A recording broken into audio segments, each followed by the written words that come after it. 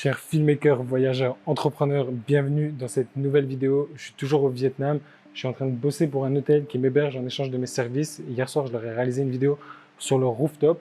Là, comme tu peux le voir, je vais passer au montage et je voulais en profiter pour te partager ma méthode de dérush pour travailler de manière efficace et pour gagner énormément de temps. C'est parti.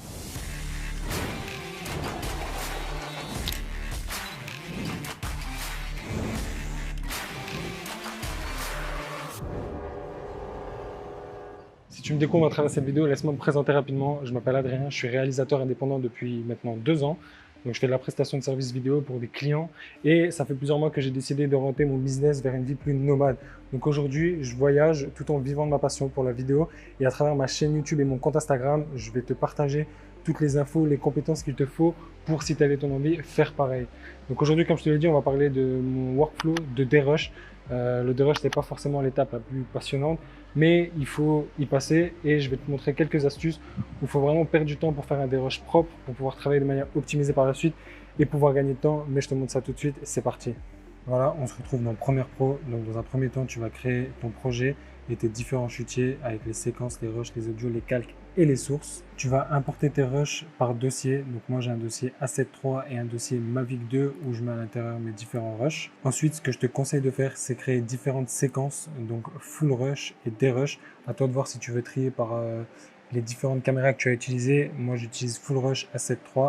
Je peux créer full rush Mavic 2, je mettrai absolument tous les rushs que j'ai filmés à l'intérieur. Ensuite, tu vas créer des séquences dérush. Donc encore une fois, dérush A7 III, dérush Mavic 2. Et je peux aussi créer directement une séquence montage. Alors avant de commencer à dérusher, il y a une option qui s'ouvre à toi, c'est la création de proxy. Ça va dépendre de la machine que tu utilises. Personnellement, moi je le fais parce que ça me fait gagner pas mal de temps. Alors pour créer des proxys, tu vas sélectionner tous tes rushs. Tu vas faire clic droit, doublure, créer des doublures, tu vas cliquer sur OK et là il y a Media Encoder qui va s'ouvrir pour te créer des proxys. Alors si tu ne sais pas ce que c'est un proxy, pour vulgariser la chose, Media Encoder va te prendre tes rushs et il va te les compresser dans un format et une qualité d'image qui est vraiment dégueulasse, mais ça va être uniquement pour faire le montage. Une fois que tu vas lancer ton export, Premiere va te les remettre dans la qualité originale et tu auras ton export en bonne qualité. Alors je vais essayer de te montrer un peu un exemple. Donc là c'est sans les proxys. Donc, comme tu le vois, c'est vraiment pas fluide du tout. Et si je crée mes proxys, donc j'ai créé mes proxys et je vais activer, désactiver les copies allégées. Donc ça c'est pour activer, désactiver les proxys. Donc là comme tu vois, il y a même des bandes noires qui sont venues sur le côté parce que c'est pas du tout dans le même format. Et là tu vois, c'est beaucoup plus fluide. Et même pour la suite du montage, quand tu vas vouloir mettre des effets comme du speed ramping ou ce genre de choses, ça va être vraiment plus facile avec les proxys. Donc selon le projet que tu as, la machine que tu as, je te conseille de créer des proxys parce que ça va te permettre de travailler de manière beaucoup plus rapide. Une fois que toutes mes séquences sont faites, que mes proxys sont faits, je vais commencer à dérusher. Alors là, je vais passer à travers la timeline en utilisant les différents raccourcis que je vais te montrer tout de suite à l'écran.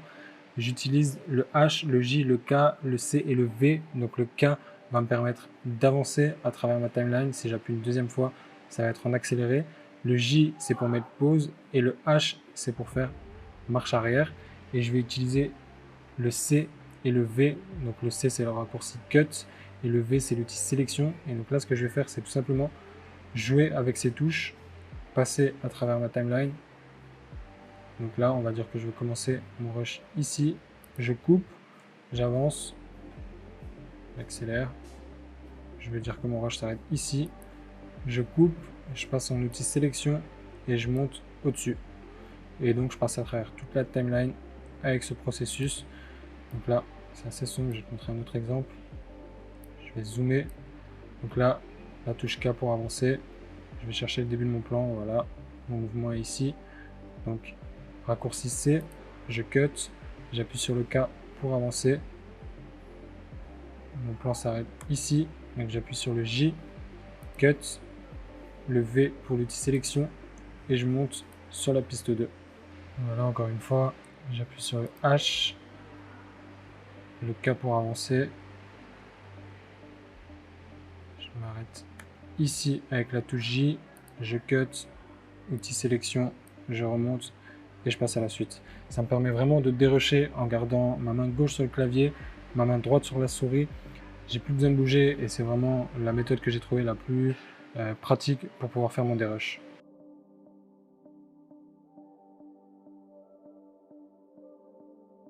Alors une fois que je suis passé à travers toutes les timelines de mes différents rushs de l'Asset 3 et du Mavic 2, ça ressemble à ça.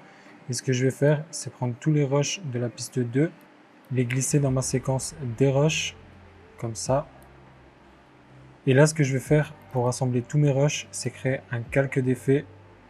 Je vais le placer au-dessus de tous mes rushs. Je vais tout sélectionner, monter sur la piste 2 et redescendre. Sélectionner le calque d'effet et faire supprimer, raccorder. Et là, ça me rassemble absolument tous mes rushs. Donc ça évite de passer à travers tous les trous et faire supprimer à chaque fois. C'est beaucoup plus rapide. Donc je vais faire pareil avec les rushs du Mavic 2. Voilà. Donc là, je me retrouve avec mes séquences full rush. Donc je t'invite vraiment à créer des séquences différentes pour pouvoir retourner chercher des rushs si tu en as besoin. Et mes séquences dérush. Donc là, c'est tout mon dérush de la 7.3 et mon dérush du Mavic 2. Une fois que tu as ta séquence dérush, je vais te montrer une petite astuce. Je vois vraiment peu de personnes l'utiliser et c'est absolument magique. Ça fait gagner un temps monstrueux. C'est de passer à travers tous tes rushs, donc avec la petite flèche ici, et d'attribuer des couleurs pour chaque rush. Moi, ce que j'ai fait, c'est que j'ai paramétré pour chaque couleur une touche du clavier, donc par numéro. Et donc là, comme tu peux le voir, chaque numéro a une couleur différente. Et ce que je vais faire, c'est passer à travers tous mes rushs, un par un, et leur attribuer une couleur. Alors ça, c'est à toi de voir comment tu veux les attribuer. Je vais te donner quelques exemples. Imaginons que tu fasses du mariage. Tu peux par exemple mettre en bleu tous les rushs où il y a le marié, en rose tous les rushs où il y a la mariée. Je sais pas, du vert pour quand on les voit tous les deux. Ça peut être du orange quand on voit la famille. Ça peut être du pourpre quand tu es à l'église. Donc ça, c'est un exemple. Moi, dans mon cas, je pourrais mettre par exemple du vert quand je vois les personnes qui sont venues au rooftop. Je pourrais mettre du orange pour tous les rushs avec le DJ, comme ça. Ça peut être les plans début, les plans de fin. Ça, c'est vraiment à toi de voir comment tu peux t'organiser, mais je t'invite vraiment à faire ça. Et plus précisément, de créer des raccourcis pour attribuer des couleurs aux touches de ton clavier. Donc ça, c'est vraiment un gain de temps énorme. Une fois trié par couleur, voilà à quoi ça ressemble. Alors là, par exemple, tu vois que tous mes plans orange, c'est les plans avec le DJ. Tous les plans en rose, c'est un peu tout ce qui est divers. Tous les plans en bleu, c'est où on voit les personnes qui dansent, le public. Le plan en bleu, qu'est-ce que j'ai mis? Là, c'est pour l'exemple.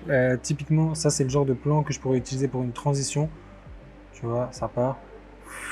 Et là, je pars sur une autre transition.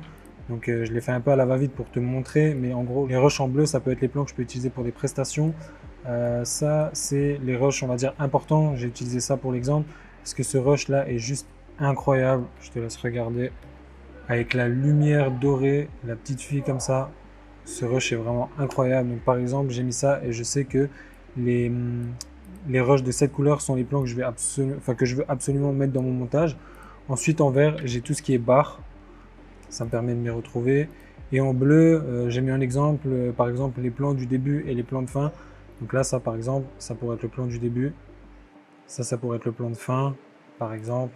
Ça aussi, on rentre dans le rooftop. Donc pareil, ça peut être un plan du début.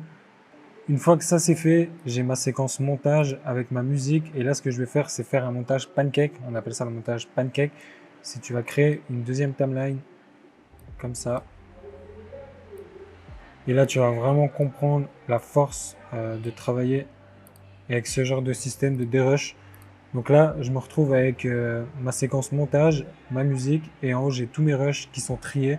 Donc là, je sais que je veux commencer mon montage. Je vais chercher dans mes plans de début et de fin. Donc là, tout de suite, je sais où trouver mon plan du début. Et ensuite, plus j'avance dans mon montage, et si maintenant je vais me dire, ok, là, il me faudrait un peu de plan du DJ, je vais ici, et là, je trouve tous mes plans du DJ. J'ai juste à les traverser. Dès qu'il y en a un qui m'intéresse, je vais descendre. Après, je me dis, ok, je vais montrer un peu les gens qui dansent. Donc là, j'ai juste à aller dans ces rushs là, chercher les plans qui m'intéressent, les descendre. Voilà, là je vois un peu d'image du bar. Donc là, voilà. Donc voilà, travailler avec des libellés de couleurs, ça peut être vraiment très intéressant. Ça permet d'avoir un visuel directement sur ton montage. Une fois que ton montage est terminé en bas, tu vas aussi pouvoir voir les différentes couleurs et tu peux voir si tu as mis trop de rush, par exemple du DJ, trop de rush, du bar. Enfin, ça permet vraiment d'avoir un visuel sur ton montage et ça permet d'être beaucoup plus rapide. Alors certes, cette méthode va certainement prendre plus de temps que celle que tu utilises actuellement, mais comme je te l'ai dit, il vaut mieux perdre du temps pendant le dérush pour pouvoir travailler de manière optimisée et agréable par la suite. C'est la fin de cette vidéo, j'espère que cette méthode te sera utile. Si tu ne me suis pas encore sur YouTube, je t'invite à t'abonner, à me suivre sur Instagram. N'oublie pas, la liberté est un choix. Je te dis à la prochaine. Ciao!